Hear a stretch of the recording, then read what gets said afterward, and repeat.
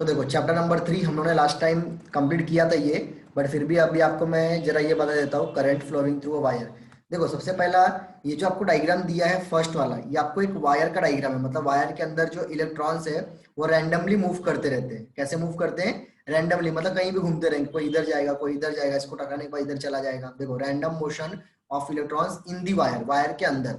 ठीक है, क्या बोला देखो, as shown in the figure 3.4a, if a conducting wire is not connected to a cell, जब वो किसी सेल के साथ कनेक्टेड नहीं है, मतलब देखो सेकंड डायग्राम में आपको दिख रहा है नीचे सेल कनेक्ट किया, बट फर्स्ट डायग्राम में सिर्फ वायर है।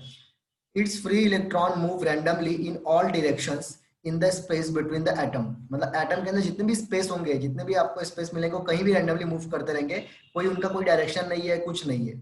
when we connect the ends but when we connect the ends of the wire, the two terminals of the cell, electric force act on the electron. लेकिन जब हम लोग क्या करते हैं, उसके दोनों पोल को, एक को पॉजिटिव के साथ एक को नेगेटिव के साथ जब कनेक्ट करते हैं वायर के थ्रू सेल के अंदर, तो आपको उसके अंदर कुछ चेंजेस दिखाई देता है। Being negatively charged, they start moving from negative to the positive terminals of the cell. अभी तो क्या बोला है, हम लोग जब क्या करते हैं, सेल जैसे अप्लाई किया, मतलब जैसे अप्लाई सेल लगाया, नेगेटिवली चार्ज क्या होते हैं, दे स्टार्ट मूविंग, नेगेटिव चार्ज जो होंगे मतलब जो इलेक्ट्रॉन्स होंगे वो सब क्या हो जाएंगे, दे start moving from negative, negative मतलब होता है लोअर पोटेंशियल, नेगेटिव का मतलब क्या होगा, lower potential, to the positive that is higher potential terminal of the cell. देखो आपको यहाँ पे दिख रहा है 3.4 के बी में, जैसे उन्होंने सेल लगाया तो आपका देखो इलेक्ट्रॉन का डायरेक्शन दिख रहा है, इधर जा रहा है सब, सारे इलेक्ट्रॉन इधर मूव करते हुए दिख रहे हैं कि नहीं दिख रहे? कोई भी इलेक्ट्रॉन देखो दूसरे साइड नहीं आ रहा है, सब इधर की इधर ही जा रहे हैं। Direction of a flow of electron, मतलब आपका इलेक्ट्रॉन क्या होता है, नेगेटिव। ये आपको दिख रहा है, ये वायर के यहाँ से ऐसा नेगेटिव की तरफ से इधर होके इधर क्या हो जाएगा, पॉजिटिव के पास आएगा। मतलब ये उसका क्या होता है, डायरेक्शन होता है। Is that clear? जब सेल नहीं लगाया तो रैंडमली कहीं भी मूव करेंगे, बट जैसे सेल लगाया तो उनको एक पाथ मिलता है that is negative to positive, means lower potential से उनको हायर पोटेंशियल की तरफ जाना पड़ता है। Due to the flow of this electron current start flow through the wire, और जैसे इलेक्ट्रॉन फ्लो करना चालू करते हैं उसी उसी वक्त क्या होता है, करंट सप्लाई भी चालू होता है। बट अब करंट सप्लाई का मोशन कैसा होता है, देखो this motion of electron is a irregular but there is a definite non zero value of their average velocity. इसको जरा टिक मार्क कर लो। करंट आपका सप्लाई चालू होता है, the motion of a electron, आपका जो इलेक्ट्रॉन का जो मोशन है इज अ इरेगुलर, इरेगुलर मतलब जरूरी नहीं कि सेम डिस्टेंस होगा, बट सबका डायरेक्शन इधर ही होगा, लेकिन वो डेफिनेट रहेंगे। नॉन जीरो मतलब उनका वैल्यू नॉन जीरो, मतलब जीरो से 0.00 कुछ ना कुछ होगा, बट जीरो नहीं होगा। ठीक है, और उनका एवरेज वेलोसिटी नॉन जीरो आता है। Is that clear? यहाँ तो समझा? खाली सिंपल इसमें फंडा ध्यान में रखो कि जब सेल से कनेक्ट नहीं रहेगा तो रैंडमली मूव करेगा इलेक्ट्रॉन, कहीं भी मूव करेगा, और जैसे सेल से कनेक्ट कर दिया उसको क्या होता है, एक पाथ मिल जाता है, और आपका इलेक्ट्रॉन जो है वो नेगेटिव से पॉजिटिव की तरफ जाता है, और आपका जो करंट है वो पॉजिटिव से नेगेटिव की तरफ आता है। Is that clear? आपको यहाँ पे of a conventional electric current, ये साइड एरो किया है, मतलब यहाँ से यहाँ जा रहा है, और आपका फ्लो ऑफ इलेक्ट्रॉन का जो करंट है वो इधर से इधर जा रहा है। ठीक है, is that clear? Yes sir. Now next जो है इलेक्ट्रिक करंट। अभी हम आते हैं कि इलेक्ट्रिक करंट होता क्या है। हम लोगों ने इलेक्ट्रॉन्स तो देख लिया, और हम लोगों ने देखा कि इलेक्ट्रिक करंट आपका पॉजिटिव से नेगेटिव जाता है। पहले इलेक्ट्रिक करंट क्या होता है वो आपको जानना जरूरी है।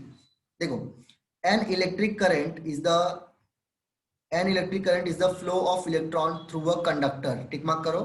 इलेक्ट्रिक करंट मतलब होता क्या है, flow of electron through a conductor. Conductor का मतलब वायर, कंडक्टर का मतलब क्या इमेजिन करने का, एक वायर, वायर के अंदर आपका इलेक्ट्रॉन का अगर फ्लो होगा तो ही आपका क्या होगा, करंट फ्लो होगा।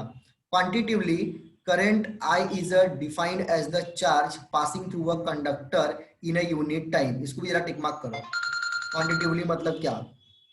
ठीक है, क्वांटिटिवली मींस करंट को हम लोग आई से रिप्रेजेंट करते हैं। किससे रिप्रेजेंट करते हैं? आई से रिप्रेजेंट करते हैं। ओके, ध्यान देना है। क्वांटिटिवली मतलब उसको काउंट कैसे करते हैं, कैसे उसका एक अमाउंट क्या होता है। तो ये देखो करंट को हम लोग पहले किससे रिप्रेजेंट करते हैं, कैपिटल आई से रिप्रेजेंट करते हैं। किससे रिप्रेजेंट करते हैं? Capital I is defined as the charge passing through a conductor in unit time. मतलब कि आपका जो भी कंडक्टर होगा, जो भी वायर होगा, उसके अंदर यूनिट टाइम मतलब सेकेंड बोल दो, यूनिट मतलब सबसे छोटा टाइम। यूनिट का मतलब क्या होगा, सबसे छोटा टाइम, मतलब एक सेकंड के अंदर जितना चार्ज पास होगा उतना आपका करंट भी पास होगा। देखो इफ अ चार्ज, चार्ज को हम लोग किससे रिप्रेजेंट करते हैं, कैपिटल क्यू से, is flowing through a cross section of a conductor in a time T, then the current is equal to I is equal to Q upon T. ये उसका formula है करंट का। Q मतलब charge, divide by time. मतलब जैसे देखो, अगर मैं इसको कैसे आपको समझाता हूं, देखो करंट कितना फ्लो हो रहा है किसी भी वायर के अंदर से, करंट कितना फ्लो होगा। अभी आप लोग सोचोगे सर यहाँ पे लिखा है cross section of the conductor. Cross section का मतलब होता है आपका जो वायर है वो आपका वायर पतला भी हो सकता है, थोड़ा जाड़ा भी हो सकता है और बहुत जाड़ा भी हो सकता है। यस और नो? वायर आपका कितना पतला मोटा है ना, उसको हम लोग बोलते हैं क्रॉस सेक्शन। मतलब वायर जो है वो, उसका जो कैपेसिटी, उसका जो वो बोलते हैं ना एरिया ऑफ क्रॉस सेक्शन, वो कितना, उसको हम लोग क्या कहते हैं, cross section. Is that clear? और हम लोग कैसे हम लोग फाइंड करते हैं current? Current is equal to Q upon T. Q मतलब चार्ज, डिवाइड बाय टाइम। मतलब एक चार्ज को सप्लाई होने में कितना टाइम लगता है, या फिर 1 सेकेंड में आपका कितना चार्ज ट्रेवल करेगा, उसको हम लोग क्या कहेंगे, करंट। जैसे आपको देखो नीचे आपको डिटेल में लिखा है, the unit of a charge in ऐसा यूनिट इज अ कूलम। मतलब देखो unit of a charge, charge को हम लोग किस में मेजर करते हैं, कूलम के अंदर। जैसे करंट को हम लोग मेजर करते हैं एम्पियर में, उसी तरीके से आपका जो चार्ज होता है दैट इज क्यू, उसको हम लोग किसमें करंट मेजर करते हैं, सी में। ठीक है, तो आप लोग सबसे पहले ना हेडिंग डालो इलेक्ट्रिक करंट, उसके अंदर यहाँ से लेके ना यहाँ तक पहले फॉर्मूले तक लिख लो। 1 सेकेंड पॉइंट और ये फॉर्मूला, तीनों पॉइंट लिख लो, फिर आगे का मैं आपको एक्सप्लेन करता हूँ तो आपको और समझ में आएगा। देखो ये आपका फॉर्मूला है करंट का, I is equal to Q upon T. आपका यहाँ पे क्या बोला है, the unit of charge in ऐसा यूनिट ऑफ अ कूलम। अगर हम लोग चार्ज की बात करें, मतलब ये जो चार्ज है उसका जो ऐसा यूनिट वो क्या होता है, कूलम होता है। करंट को हम लोग किस में एक्सप्रेस करते हैं, दैट इज एम्पियर। जैसे कि मैंने आपको यहाँ पे लिख के दिखाया एम्पियर में। The charge of one electron is 1.6 into 10⁻⁻19 coulomb. ये ना एक इलेक्ट्रॉन की कैपेसिटी है। जैसे कि अगर मैं आपको दे दिखाऊं डायग्राम के अंदर, ये अगर एक इलेक्ट्रॉन है, ठीक है, तो एक इलेक्ट्रॉन कितना चार्ज कैरी करता है, मतलब एक इलेक्ट्रॉन जो है वो कितना चार्ज कैरी करेगा, दैट इज 1.6 इंटू 10⁻⁻19 कूलम। मतलब बहुत ही कम। 10⁻⁻19 का मतलब क्या आएगा, 0.00, ऐसे 19 टाइम जीरो जाएगा और लास्ट में लगेगा। Is that clear? Is that clear और नॉट? Yes, sir. ये आपका एक Yes, sir. इलेक्ट्रॉन का वैल्यू है, मतलब एक इलेक्ट्रॉन इतना चार्ज क्या करता है, कैरी करता है। तो जितने ज्यादा एक वायर के अंदर, एक कंडक्टर के अंदर जितने ज्यादा नंबर ऑफ इलेक्ट्रॉन्स होंगे, उतना आपका क्या हो जाएगा, चार्ज बढ़ते चला जाएगा। देखो अभी एम्पियर का डेफिनेशन, अभी एम्पियर किसके लिए, दैट इज करंट के लिए। एम्पियर मतलब क्या होता है, 1 ampere current is said to flow in a conductor in 1 coulomb charge flow through every second. मतलब जैसे बोला ना कि एक सेकेंड के अंदर कितना आपका चार्ज सप्लाई होगा, कितना पर कूलम चार्ज सप्लाई होगा, उसी को हम क्या कहेंगे, 1 एम्पियर कहेंगे। देखो 1 ampere is equal to 1 coulomb upon 1 second. ये आपका जो फॉर्मूला है ना उसी का उन्होंने लिखा है। आई मतलब करंट, करंट को हम लोग किस में लिखते हैं, 1 एम्पियर। क्यू मतलब क्या होता है, चार्ज, दैट इज उसको हम लोग किससे मेजर करते हैं, कूलम, तो 1 कूलम। और टाइम मतलब सेकेंड, दैट इज 1 सेकेंड। ठीक है, तो 1 ampere current is said to flow, मतलब 1 एम्पियर करंट को हम लोग क्या बोलेंगे, 1 एम्पियर करंट को हम लोग बोलेंगे ये flow in a conductor of if 1 coulomb charge flows through it every second। मतलब आपका जो चार्ज है, कूलम का चार्ज को हम किसी कूलम में मेजर करते हैं, तो जो भी आपका चार्ज है अगर वो 1 सेकंड में जितना ट्रांसफर करेगा वो आपका 1 एम्पियर होगा। Is that clear? आपको देखो यहाँ पे कुछ लिखा है बॉक्स के अंदर, even though electrons move from negative ends to the positive ends, conventionally the direction of a current flow is taken to be positive of the direction of flow of electron। मतलब आपका electron negative से positive जाएगा और current क्या होगा, positive से negative जाएगा, from the positive end to negative end of the cell. Is that clear? Electron अगर नेगेटिव से पॉजिटिव जा रहा है तो आपका जो करंट है वो पॉजिटिव से नेगेटिव जाएगा।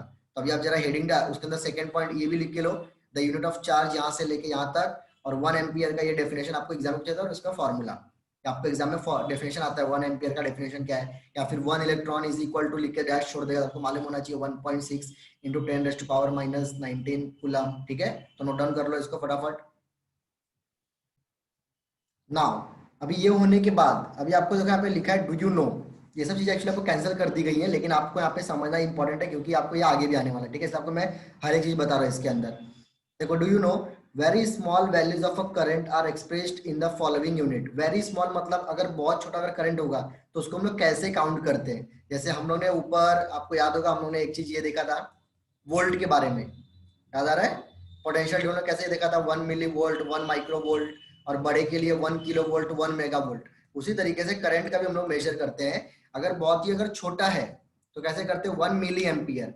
क्या लिखा है, 1 milli ampere, that is 10⁻⁻³ A for ampere. Okay, और 1 micro ampere, that is 10 raised to power minus 6a. Is that clear? The French mathematician and scientist Ampere conducted a number of experiment on electricity. मतलब French mathematician जो scientist है ampere, उनका नाम क्या था ampere, उन्होंने बहुत सारे एक्सपेरिमेंट इलेक्ट्रिसिटी के ऊपर किए. And today we can measures the current flowing in a conductor only because of his work. और आज हम लोग जो काउंट कर पाते हैं कि एक वायर के अंदर से या फिर एक कंडक्टर के अंदर से कितना करंट सप्लाई हो रहा है, तो वो इन्हीं की वजह से हो पा रही है, क्योंकि उन्होंने वो पूरा फॉर्मूला बना के दिया था. And the unit of current is called as ampere in recognition of his work. और उन्हें ये काम उन्होंने किया था, इसलिए इसका जो यूनिट है वो उनके नेम के ऊपर से रखा गया था. Is that clear? समझ में आया? फटाफट बोलो यस और no. Yes sir. Yes, sir. Okay अभी देखो आपको यहाँ पे एक क्वेश्चन भी दिया है, ये हम लोग अगर सॉल्व करेंगे तो आपको और अच्छे समझ आ जाएगा कि ये एक्चुअली होता क्या है. देखो इन्होंने एक फॉर्मूला बना के दिया, that is I is equal to Q upon C, और उसको कैसे काउंट करना है क्यू अपॉन टी, और उन्होंने कैसे काउंट करना है सब बता दिया. तो अभी हम लोग इसको नॉर्मल लाइफ में कहाँ पे यूज करते हैं. देखो a current of a 0.4 ampere, क्या बोला देखो, a current of 0.4 ampere flows through a conductor for a 5 minutes. How much charge would have passed through the conductor? अब आप इमेजिन करो जो मैं बोल रहा हूँ. A current 0.4 ampere flows through a conductor. Conductor मतलब आपके घर में जो वायर लगा है, आपके घर में इलेक्ट्रिसिटी का जो वायर लगा ना, मेन बोर्ड का जो वायर होता है, इमेजिन करो उस वायर के अंदर से 0.4 एम्पियर करंट फ्लो हो रहा है.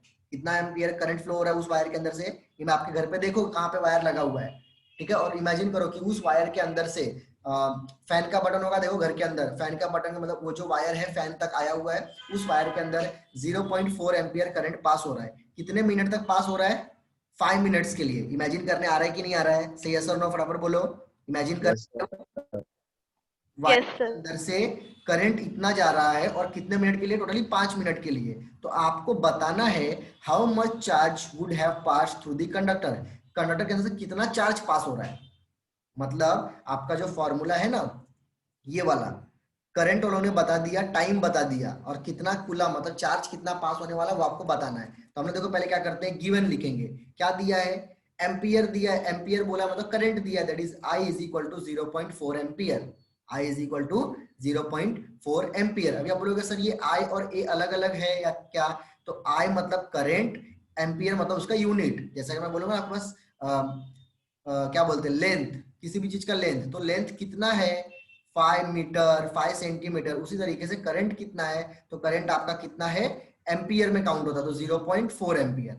और टाइम कितना लग रहा है उसको? 5 मिनट लग रहा है. कितना लग रहा है? 5 मिनट. हम लोग का फॉर्मूले में हमने क्या देखा था, यहाँ पे सेकंड की बात की थी हम लोगों ने, आपको दिख रहा है ना.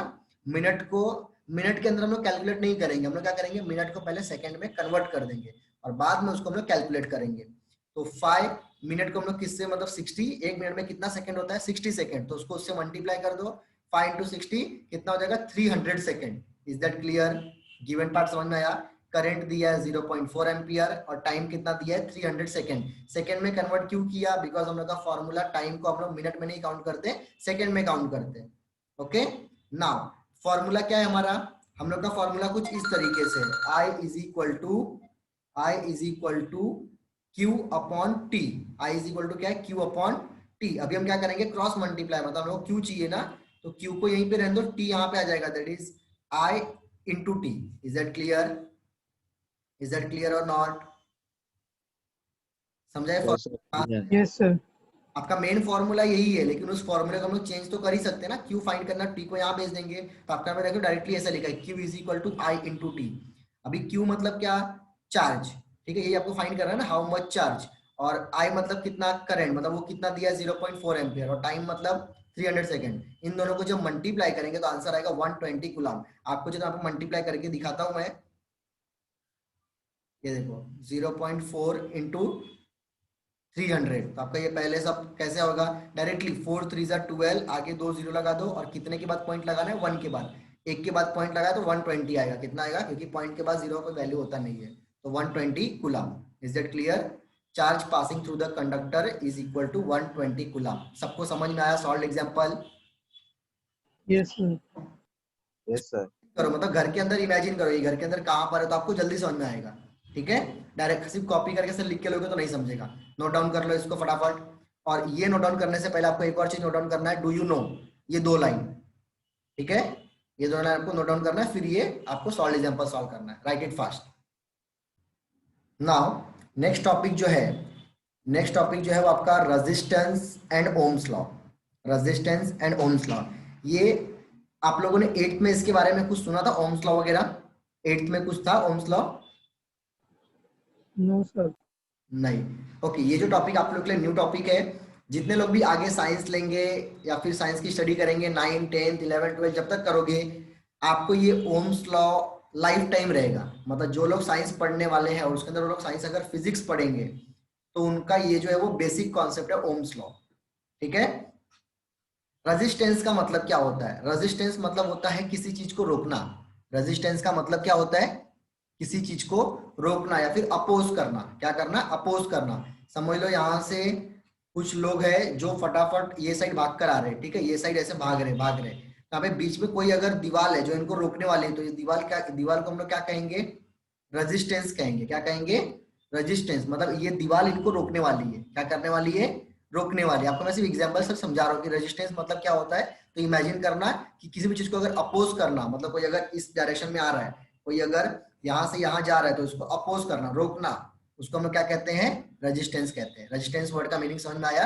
अगर हम देखेंगे पूरा डिटेल में, बट आपको पहले मैं एक ओवरव्यू दे देता हूँ। ओम्स लॉ क्या है? जैसे करंट के ऊपर एम्पियर ने कुछ फॉर्मूले बनाए थे, कुछ थियरी बताई थी, उसी तरीके से ओम्स करके भी एक साइंटिस्ट थे।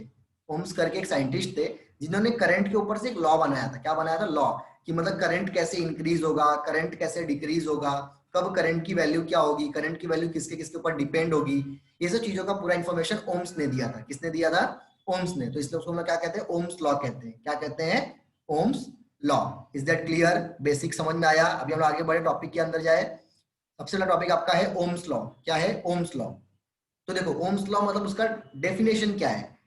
The relationship between the current flowing through a wire, that is I, and the potential difference across its end, that is V, can be obtained from the law that was given by the German scientist George Simon Ohm। देखो क्या मतलब है? Relationship between current and potential difference, मतलब Ohm's law ने, मतलब ohms ने क्या बताया था? उन्होंने सिर्फ क्या बताया था? रिलेशनशिप बताया था। रिलेशनशिप मतलब जैसे दो चीज है, जैसे मीटर और सेंटीमीटर के बीच में क्या रिलेशन है? कोई मुझे बताएगा मीटर और सेंटीमीटर के बीच में क्या रिलेशन है? Anyone? 1 metre is equal to, अरे माइक ऑन करके बोलो, 1 metre is equal to 100 centimetre. तो ये इनका रिलेशन है ना, कि 1 मीटर मतलब 100 सेंटीमीटर होता है, दैट्स इट।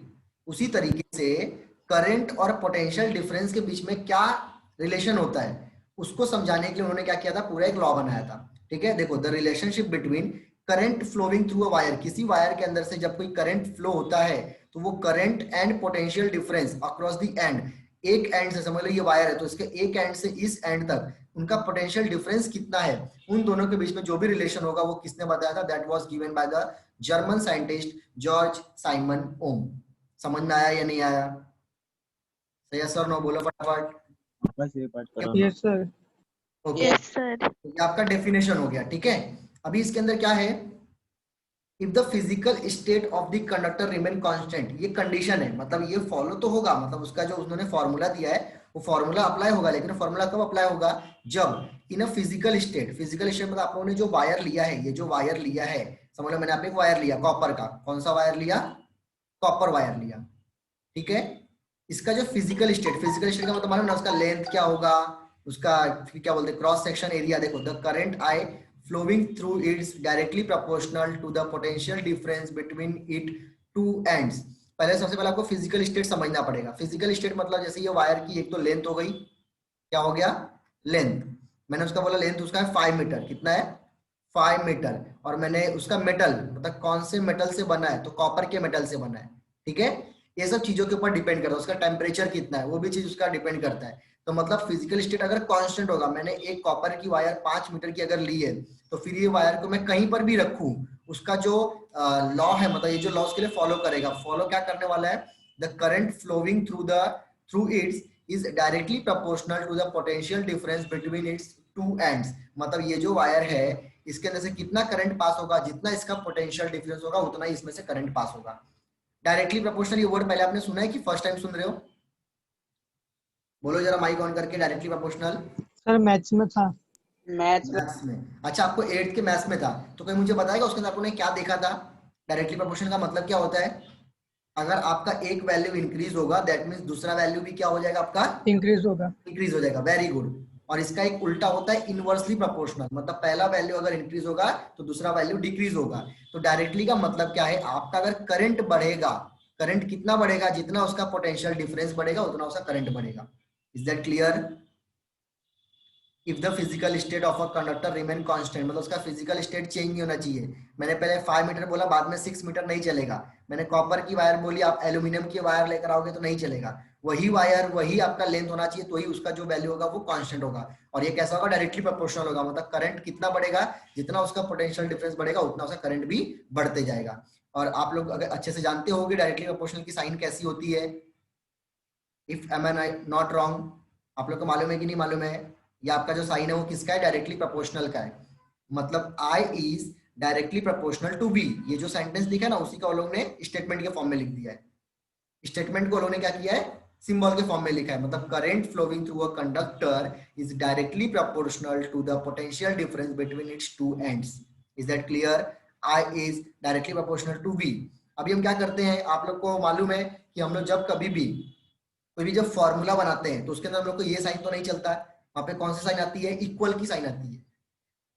कौन सी साइन आती है? वहां पे इक्वल की साइन आती है। तो I इज इक्वल टू, हम लोग जब इसको हटाएंगे तो यहाँ पे मुझे कुछ ना कुछ कांस्टेंट लगाना है। क्या लगाना है? कांस्टेंट यूज करना है। तो कांस्टेंट मतलब मैं यहाँ पे के यूज कर दूंगा। ठीक है, क्या यूज करूंगा? के। और आपका V एज इट इज। और के को हम लोग क्या बोलेंगे? Constant of proportionality. ठीक है। बाद में अभी देखो, ये इसको मैं ऐसे कर सकता हूँ, मुझे यहाँ पे किसका आंसर चाहिए? V का। किसका आंसर चाहिए? Potential difference. तो मैं के को ये साइड भेज दूं तो आपका इधर आके क्या हो जाएगा? I upon K is equal to V। और ये 1 अपॉन के क्या रहेगा? That is R, resistance of the conductor. आपको इसको मैं सॉल्व करके दिखाता हूँ तो आपको और थोड़ा अच्छे समझ में आएगा। देखो, ओम्स लॉ, इसके अंदर क्या बोला है आपका? I is directly proportional to V। Is that clear? फिर आपको मैंने क्या बोला? ये साइन मुझे रिमूव करना है। मैं जब ये साइन रिमूव करूंगा तो मुझे यहाँ पे कुछ ना कुछ कांस्टेंट लगाना है। क्या लगाना है? कांस्टेंट। जिसको मैंने के लगा दिया। क्या लगा दिया? के। यहाँ पे मैं लिख दूंगा के इज क्या है? Constant of proportionality. क्या बोलेंगे? Constant of proportionality. मैं बोलेंगे सर ये क्या है, आप ये नया नया चीज कहाँ से लेकर आ रहे हो? तो बेटा ध्यान में रखो, जब भी आप लोग ये प्रोपोर्शनलिटी के साइन जब रिमूव करते हो तो आप लोग यहाँ पे कुछ ना कुछ एक एक्स्ट्रा टर्म लेकर आते हो, कोई अल्फाबेट यूज करते हो, कुछ भी हो सकता है वो। ठीक है, तो उसको हम लोग क्या कहते हैं? Constant of proportionality. क्या कहते हैं? Constant of proportionality. मतलब इसकी वैल्यू फिक्स होगी। आई आपका कम होगा ज्यादा होगा, वी आपका कम होगा ज्यादा होगा, बट ये के का वैल्यू कांस्टेंट रहेगा। क्या रहेगा? कांस्टेंट रहेगा। अभी हम लोग क्या करेंगे? इस के को इधर भेज देते, दैट इज ए डिवाइड में आ जाएगा, इज इक्वल टू वी। इसको मैं ऐसे अलग लिखूं तो चलेगा क्या? आई को पहले और 1 अपॉन के को ऐसा लिखूं तो चलेगा क्या? बोलो, आई अपॉन के को इस तरीके से ब्रेक कर सकते हैं कि नहीं कर सकते? आई को मैंने अलग लिख दिया इनटू के, आपका अपॉन उसको मैंने 1 अपॉन के लिख दिया। चलेगा या नहीं चलेगा? चलेगा। उसके बाद वो क्या किया है? I into R is equal to V लिखा है। क्या लिखा है? I into R is equal to V. मतलब ये 1 अपॉन के जो कांस्टेंट है उसको हम लोग क्या करेंगे? आर से रिप्लेस करेंगे। इससे रिप्लेस करेंगे आर से। और आपको यहाँ पे लिखना पड़ेगा कि आर क्या है, तो आप बोलोगे आर इज द रेजिस्टेंस। क्या बोलेंगे इसको? R is the resistance. ये देखो यहाँ पे लिखा है 1 upon K is equal to R, that is resistance of the conductor. समझ में? जो वर्ड था रेजिस्टेंस, किसी चीज को अपोज करना। तो अभी बताऊंगा कि रेजिस्टेंस क्या अपोज कर रहा है। रेजिस्टेंस ऑफ द कंडक्टर, जितने भी आपके वायर होते हैं, जितने भी कंडक्टर होते हैं, उसके अंदर कुछ ना कुछ रेजिस्टेंस होता ही है। कुछ ना कुछ रेजिस्टेंस होता ही है। अगर उसके अंदर अगर रेजिस्टेंस नहीं होगा, और अगर आप लोगों ने एक बार उसके अंदर करंट सप्लाई चालू कर दिया, तो अगर समझ लो ये पंखा है, ठीक है, पंखा फैन आपका चल रहा है, इमेजिन करो, फैन को देखो अपने घर के, और जो भी वायर वहां से गई हुई है आपके सर्किट के अंदर आई है, इस वायर के अंदर, वो तो कॉपर की वायर है, पहले चीज क्लियर है, कॉपर की वायर है। कॉपर की वायर के अंदर इलेक्ट्रॉन भी है और उसके रेजिस्टेंस भी है। दो लोग है, कौन कौन है? इलेक्ट्रॉन भी है, रेजिस्टेंस भी है। जरा फैन के पंखे के वायर को देखना तो आपको ज्यादा समझ में आएगा। वो जो वायर के अंदर जो कॉपर की जो वायर गई है उसके अंदर रेजिस्टेंस भी और इलेक्ट्रॉन भी है। अगर मैंने बटन चालू किया फैन का, करंट सप्लाई मैंने दे दिया, करंट सप्लाई देने के बाद अगर मैंने बटन बंद किया तो पंखा क्या हो जाता है? बंद हो जाता है। क्या होता है? बंद होता है। कुछ टाइम बाद बंद होता है ना। उसका रीजन क्या है? उस वायर के अंदर बहुत सारे रेजिस्टेंस है जो क्या करते हैं? इलेक्ट्रॉन को अपोज करते हैं, मतलब इलेक्ट्रॉन के सप्लाई को रोकते हैं। और जब वो सप्लाई रुक जाता है तो आपका करंट क्या हो जाता है, बंद हो जाता है। लेकिन अगर मैं ऐसा आपको बता दूं कि रेजिस्टेंस होगा ही नहीं, किसी भी अगर वायर के अंदर रेजिस्टेंस नहीं है, तो मैंने अगर एक बार मैंने पंखा चालू किया तो पंखा जिंदगी भर चलता ही रहेगा, चलता ही रहेगा, चलता ही रहेगा। क्यों? क्योंकि आप उसको कोई रोकने वाला नहीं है। आप बटन बंद कर दो लेकिन वायर के अंदर तो करंट सप्लाई हो चुका है ना। इमेजिन कर पा रहे हो जो मैं बता रहा हूँ? से यस और नो? वायर के अंदर मैंने करंट सप्लाई छोड़ दिया है, अब मैं सॉकेट बंद कर दूंगा, लेकिन वायर, हमने एक चीज पढ़ा ना, energy neither can be created nor be destroyed. मतलब एक बार करंट सप्लाई होगा तो खत्म थोड़ी ना होगा, फिर आपका पंखा चलते ही रहेगा, चलते ही रहेगा। लेकिन वायर के अंदर क्या होता है, रेजिस्टेंस होता है। क्या होता है? रेजिस्टेंस, जो क्या करता है, इलेक्ट्रॉन को अपोज करता है, और एक ही बार में अपोज, धीरे धीरे धीरे धीरे करके अपोज करता है, फिर आपका फैन धीरे धीरे धीरे धीरे बंद हो जाता है, मतलब उसमें करंट सप्लाई धीरे धीरे खत्म हो जाती है। Is that clear? समझ में आया आर रेजिस्टेंस का मतलब क्या होता है? फटाफट यस और नो माइक ऑन करके बोल दो। Yes, sir. Yes. तो ये आपका हो गया I into R is equal to V. तो हम लोग का जो फॉर्मूला रहेगा वो कैसा रहेगा, I R is equal to V. इन दोनों के बीच में मल्टीप्लाई, तो मल्टीप्लाई की साइन नहीं लिखोगे तो भी चलेगा। इसको हम लोग कैसे लिखते हैं, v is equal to I R. क्या लिखते हैं? v is equal to I R. इस तरीके से लिखा जाता है। आप देखो, देख सकते हो यहाँ पे v is equal to I R. Is that clear? से यस और नो? समझ में आया फॉर्मूला कैसे बना? ये बहुत ही ज्यादा इंपॉर्टेंट, आपको एग्जाम में आता है। और इसके बाद हम लोग इसको एक और तरीके से चेंज कर सकते हैं। ये तो हमने पोटेंशियल डिफरेंस का, हमने वी मतलब क्या है, V is stand for potential difference. आप यहाँ पे लिख सकते हो I is stand for current और V is stand for potential difference. Okay, so आपको अगर R फाइंड करना है तो हम लोग क्या करेंगे, ये जो I है उसको ये साइड भेज देंगे, that is V divide by I is equal to R। That means R is equal to V upon I। Is that clear? समझ में आया या नहीं आया? यहाँ पे देखो दूसरा फॉर्मूला भी लिखा है, R is equal to V upon I। मतलब मेन फॉर्मूला एक ही है, V is equal to I, उसको हम चेंज कर सकते हैं। क्या कर सकते हैं? चेंज कर सकते हैं। देखो आपको यहाँ पे जो फिजिकल स्टेट था ना, उसका आपको यहाँ पे मीनिंग दिया हुआ है। Physical state of a conductor means, conductor means wire, किसी भी वायर का फिजिकल स्टेट का मीनिंग क्या होता है, इट्स लेंथ, उसका लेंथ सेम होना चाहिए। एरिया ऑफ क्रॉस सेक्शन, मतलब वायर एक बार पतला लिया तो पतला वाला ही चलेगा, मोटा लिया तो मोटा वाला ही लेना पड़ेगा। Temperature and the material it is made up of, जैसे वो आपका वायर कॉपर से बना है, एल्यूमिनियम से बना है, जिंक से बना है, किससे ही बन सकता है। ठीक है, तो आपका वो मटेरियल भी फिक्स होना चाहिए। टेम्परेचर मतलब 30 डिग्री टेम्परेचर, आपका जो रूम टेम्परेचर है वो फिक्स होना चाहिए, वो चेंज होना चाहिए। ये आपका होता है physical state. Is that clear और not? This is known as the Ohm's law. फटाफट माइक ऑन करके बोलो, समझा या नहीं समझा ओम्स लॉ क्या होता है? Yes. Yes. ओम्स लॉ का Yes. मतलब है करंट और पोटेंशियल डिफरेंस के बीच में रिलेशन बताना। रिलेशन मतलब क्या, पहला वाला वैल्यू बढ़ेगा तो दूसरा भी बढ़ेगा, उसको बोलते हैं डायरेक्टली प्रोपोर्शनल। ठीक है, तो हमने क्या लिखा, I is directly proportional to V। बाद में उन्होंने क्या किया, हमने इसको प्रोपोर्शनलिटी साइन हम लोग क्या करते हैं, रिमूव करते हैं। तो रिमूव किया तो उन्होंने यहाँ पे लगाया इक्वल टू, वहां पे कांस्टेंट लिया K, यहाँ पे लिखने का कांस्टेंट ऑफ प्रोपोर्शनलिटी। फिर हम लोग क्या करेंगे, K को यहाँ भेज देंगे। सो उन्होंने ब्रेक डाउन किया, I is equal to 1 upon K। 1 upon K को रिप्लेस कर दिया R से। R क्या है, रेजिस्टेंस। रेजिस्टेंस आपको मैंने पूरा स्टोरी बता दिया। आपका ये फॉर्मूला लिखेगा I R is equal to V, that means V is equal to I R. इसको और हम लोग चेंज कर सकते हैं, R is equal to V upon I. अभी देखो आपको जरा यहाँ पे एक और चीज देख लो, we can obtain the SI unit of a resistance. अभी ये जो रेजिस्टेंस आपको नया वर्ड मिला, वी तो आपको मालूम है पोटेंशियल डिफरेंस। पोटेंशियल डिफरेंस का यूनिट क्या होता है, कोई मुझे बताएगा? एनीवन? हम लोगों ने लास्ट लेक्चर में देखा था, पोटेंशियल डिफरेंस का आपका यूनिट क्या होता है, वोल्ट होता है। क्या होता है? वोल्ट। Volt. आई मतलब करंट का होता है एम्पियर, तो आपको आर का भी कुछ ना कुछ तो आपको देना पड़ेगा ना ऐसा यूनिट। तो आर का जो ऐसा यूनिट होता है दैट इज रेजिस्टेंस, ऐसा unit of resistance from the above formula. Potential difference and current are measured in a volt. देखो पोटेंशियल डिफरेंस को हम लोग किसमें मेजर करते हैं, वोल्ट में, एंड करंट को हम लोग किसमें मेजर करते हैं, एम्पियर्स में रिस्पेक्टिवली। रिस्पेक्टिवली मतलब ये जो पोटेंशियल डिफरेंस है वो वोल्ट के लिए, ये जो करंट है वो एम्पियर के लिए। The unit of resistance is called ohm. इसको जरा टिक मार्क करना इंपॉर्टेंट है। यूनिट ऑफ रेजिस्टेंस, रेजिस्टेंस का जो यूनिट है उसको हम लोग क्या कहेंगे, ओम्स कहेंगे। It is indicated by the symbol this, ये ऐसा सिंबल होता है। ठीक है, इसको हम किसका सिंबल कहते हैं, ओम का। अभी आप लोग को मुझे बताएगा इसको ओम क्यों बोला गया, रेजिस्टेंस को ओम से क्यों रिप्रेजेंट किया गया? एनीवन? एनीवन? साई, आर्यन, अमन, ऋतुजा,